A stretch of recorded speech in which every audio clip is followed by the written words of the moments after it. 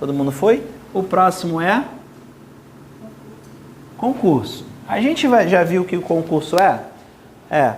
Concurso é o procedimento licitatório que é utilizado para a contratação de projetos artísticos, científicos e intelectuais, no qual a administração pública ela dá como meio de pagamento ao vencedor desse projeto uma premiação. Essa premiação pode ser dinheiro, pode ser bem, viagem, qualquer coisa dentro que ela entenda de premiação. O que tem de interessante que a gente não falou ainda do concurso?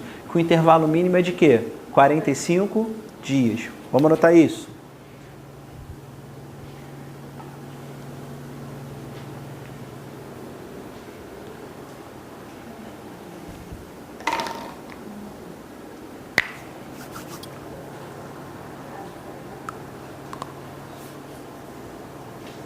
Foi?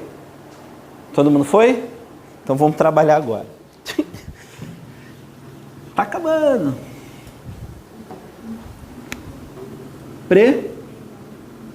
Eita. Pregão. Galera, e aí não adianta, a gente vai parar um pouquinho aqui e vai bater um pouquinho de papo. Tá? Diga-me, se eu souber.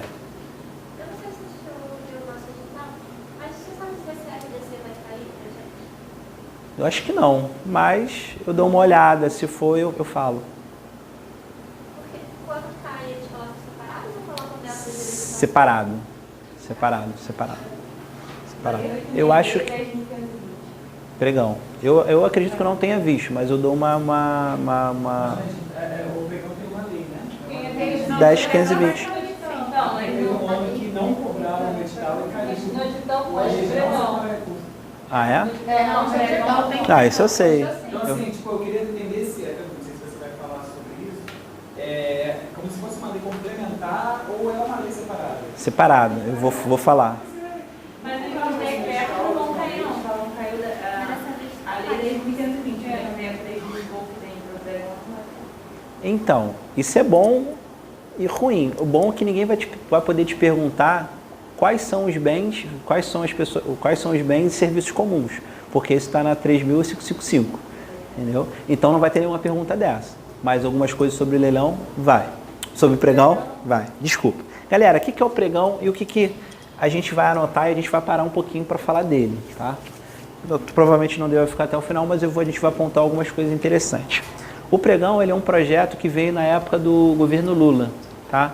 E, ao meu ver, foi um projeto muito interessante. Ele participou, na época, de um projeto piloto, salvo engano, não sei se foi na Anatel ou foi alguma agência dessa reguladora. Tá? O que aconteceu? No governo Lula, o projeto foi na época do governo Lula, mas o autor do projeto em si não foi ele que redigiu. O que se ficou comprovado? Que o procedimento licitatório ele é demorado, entendeu? Tanto que tem alguns benefícios aos exploradores de atividade econômica. E o que se entendeu? Que existem algumas contratações que não podem demorar, pelo fato de serem contratações que tratam realmente do dia a dia da atividade pública. E que contratações são essas? São bens e serviços comuns. E aí o que se fez? A União tem competência privativa para legislar? Tem ou não tem? Tem. Para editar norma geral. Então a única pessoa que pode criar uma nova modalidade de licitação é a União.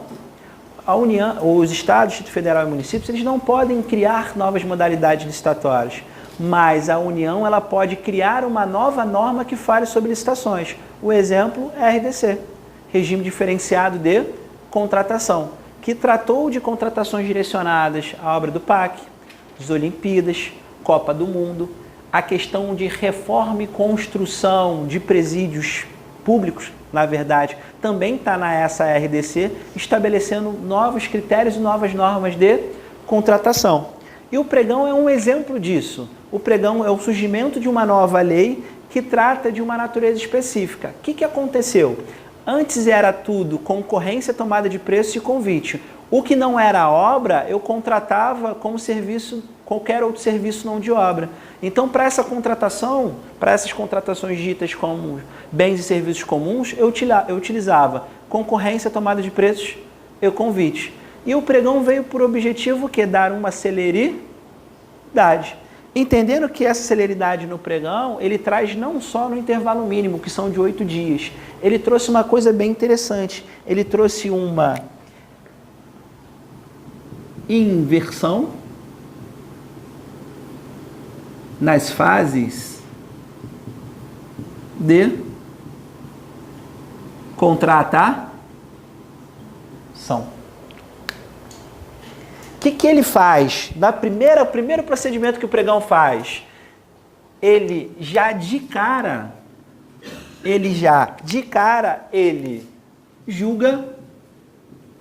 e classifica as propostas.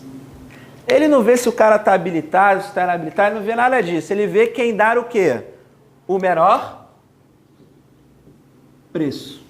Como critério obrigatório para que você participe de um pregão, você tem que oferecer o menor preço. Ele de cara, ele já julga e classifica as propostas. E como é que é esse julgamento e classificação das propostas? Ele vai dizer quem é o primeiro e depois segue? Não.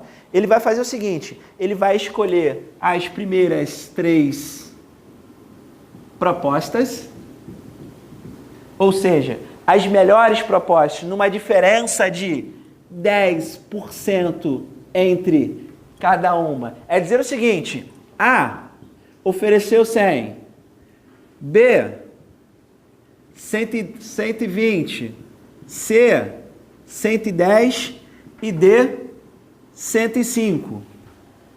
Entre A, C e D tem diferença de 10%? Tem. Ele vai classificar essas 3 propostas como possíveis vencedoras e vai chamar depois A, C e D para que ofereçam lances. Ou seja, ele vai chamar essa galera para ver se melhora o menor preço. E olha a diferença. Quando a gente fala do certame tradicional, a gente entende que existe o quê? Sigilo das propostas. Aqui no leilão, até aqui, e aí falando do leilão presencial, até aqui tem sigilo? Tem. A partir daqui tem sigilo? Não. E no leilão eletrônico tem algum? Nenhum, porque todo mundo vê tudo. Por quê? É bem serviço comum. Quero papel reciclado? Então quero contratar papel. Quero o papel mais barato.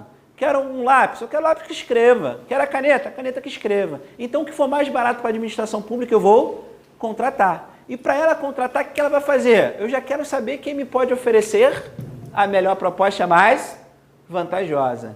Então, nessa inversão de fases, como primeiro momento para a contratação de bens e serviços comuns, eu entendo que a primeira coisa que a administração pública faz, quando ela realiza o pregão, é julgar o vencedor. Show? Professor, não é 5% não, do pregão? O quê? Nessa questão das propostas, deu o menor preço. Aí 5%.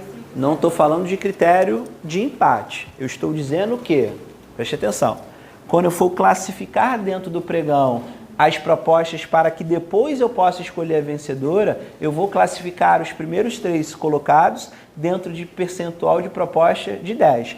Isso aqui é empate? Não. Isso aqui dizer o seguinte, quais foram as 3 melhores propostas? A, C ou D.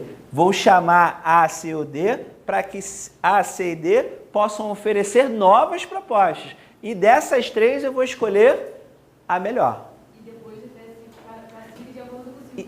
E aí sim. E o outro é 10 e 10. 10, né? 10% para poder fazer esse novo negociação, não tem? Como assim? Vamos supor. Formaliza melhor. Tá, olha só. Tem 100, 120, 110, né? Aí no outro 10%. Que outro? Na concorrência, que você tinha falado, que era 10%. Não tem essa diferença de 10 e 5%? Esse é critério de desempate. Critério de desempate. Vou botar aqui, vou entender aqui só. A, C e D. Show de bola? Foi. Chegou aqui no lance, A baixou para 90. Show? B não conseguiu. C não conseguiu, o máximo que conseguiu foi 100. D fez, sei lá, 93. Só que D é microempresa. Aí eu vou dizer que a e D estão empatadas. Aí eu vou para outra etapa, eu vou para critério de desempate. Esses 10% é para identificar quem eu vou chamar para negociar. Então, mas na concorrência pode ter essa negociação? Não. Já classifica logo. Classifica logo. Já no pregão tem essa negociação, tem essa possibilidade. Foi? Tá? Agora, já complementando, já que já está. Pode acontecer de A ser 100, B ser 120, C ser 130 e D ser 150. Pode acontecer? Pode ou não pode? Pode, show de bola. Eu vou considerar A como vencedor? Não. A regra é sempre chamar os 3 primeiros colocados. Primeiro tipo da regra. Dentro dos 3 primeiros colocados, eu vou chamar quem tem equivalência de 10%. Se não tiver, eu vou sempre chamar aquele que está de fora para compor. Então, se não tiver nenhum, eu chamo os outros 2 mais próximos.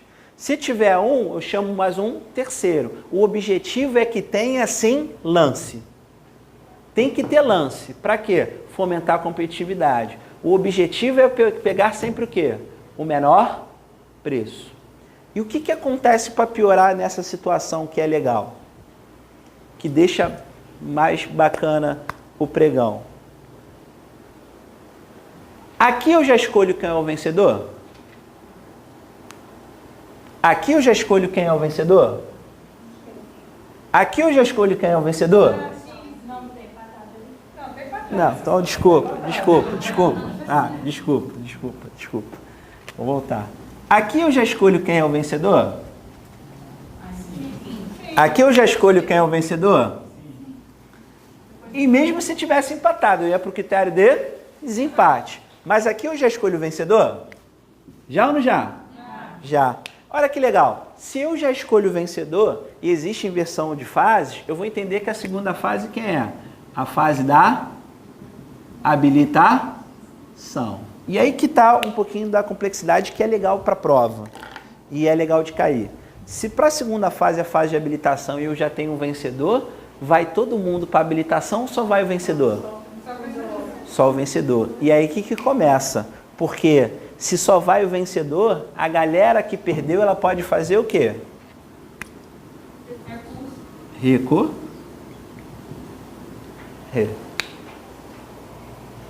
Pode recorrer ou não pode? Pode. Na verdade, como é que funciona? Recorre de cara? Recorre de cara? Não. O que eu faço?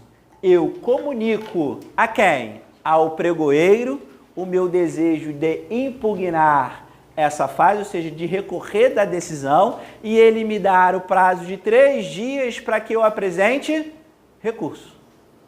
3 dias úteis. E aí eu comunico a quem? A todos os participantes que quiserem também contrarrazoar o meu recurso. O que acontece? Não só o vencedor, mas todo mundo pode recorrer. Aí como é que fica o meio de campo? Embolado. Mas é legal? Por que é interessante?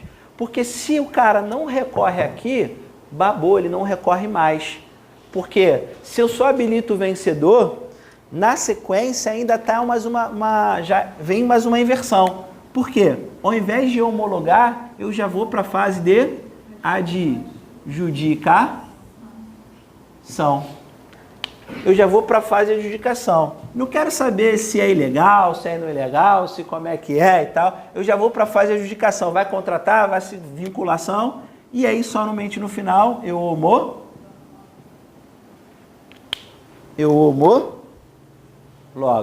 Então, se você no pregão, dentro do julgamento e classificação das propostas, você é desclassificado ou, se você não for desclassificado, você é vencedor, pode acontecer de você ter que contrarrazoar algum recurso. Se você for desclassificado, você pode recorrer? Sim. Mas você já entra com recurso direto? Não. Você comunica ao pregoeiro sua manifestação de recorrer e ele te dá até 3 dias úteis. Por que ele te dá até 3 dias úteis? E é curtinho?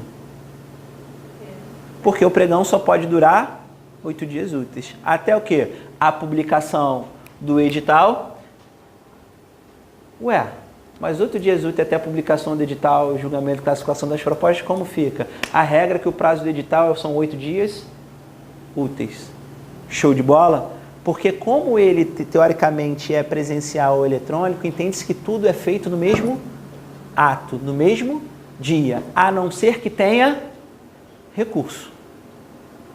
A não ser que tenha recurso.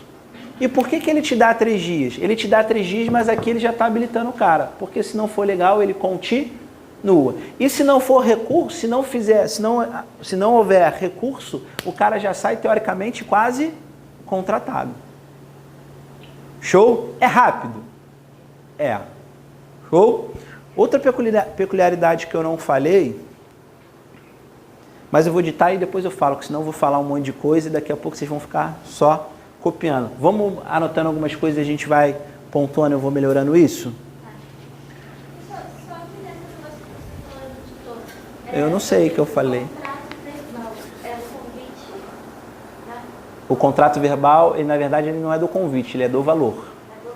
Se a é porque a gente acaba utilizando o convite como regra. Se a contratação for até R$4.000, eu posso e a mercadoria for de pronta entrega imediata, esse contrato pode ser verbal. Isso. E R$4.000 corresponde a 5% do pregão, do convite.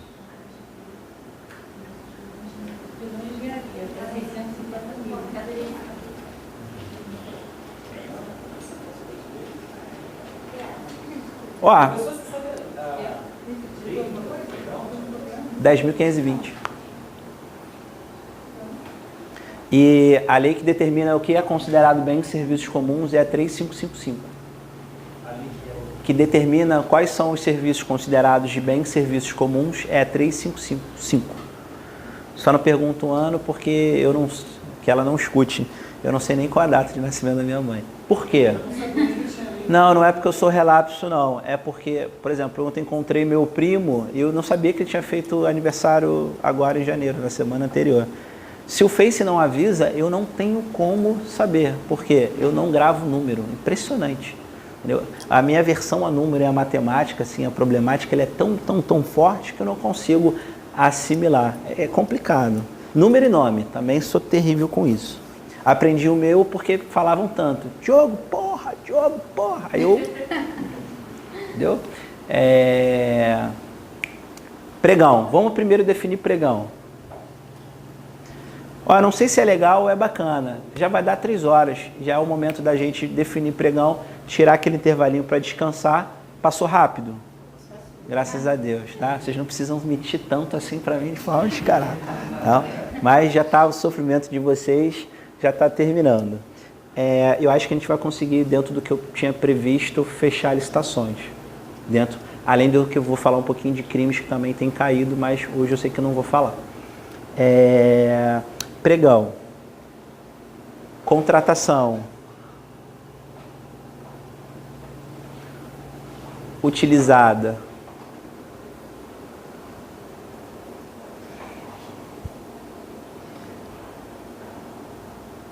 Para bens e serviços comuns.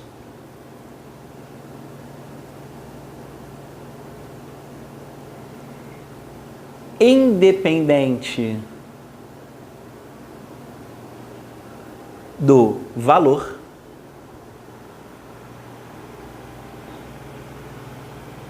Sempre no tipo menor preço. Sempre no tipo menor preço e que nunca poderão ser utilizadas,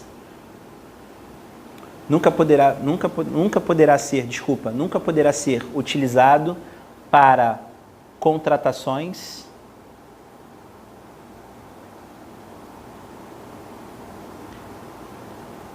de obras locações e alienações. Show?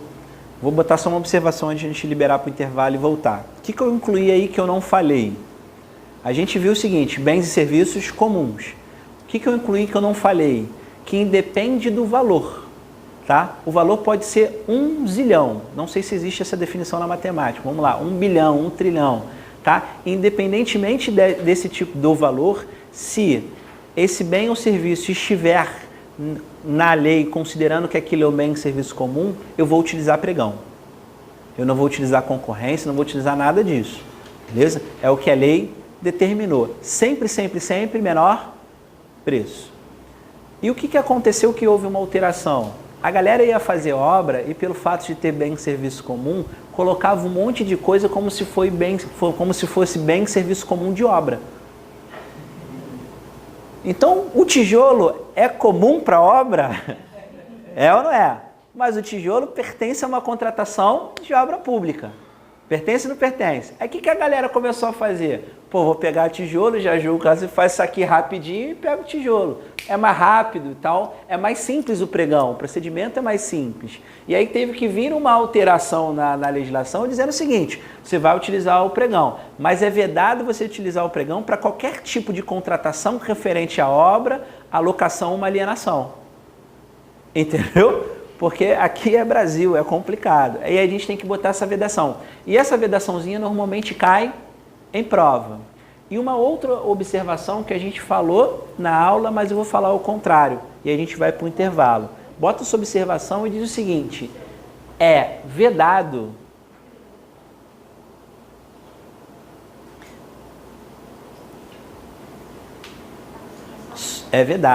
isso, desculpa, é a observação.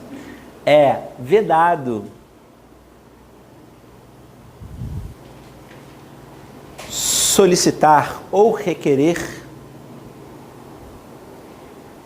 garantia como requisito para participação do pregão. Que legal. Na licitação tradicional, pode pedir garantia como pré-requisito para essa participação? Pode ou não pode? No pregão não pode.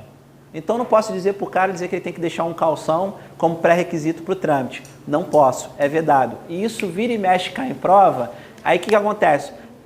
O candidato, a gente, né, por regra, a gente lê 8666, lê, e aí fala, pô, pega as características e não lê a 10, 15 e 20.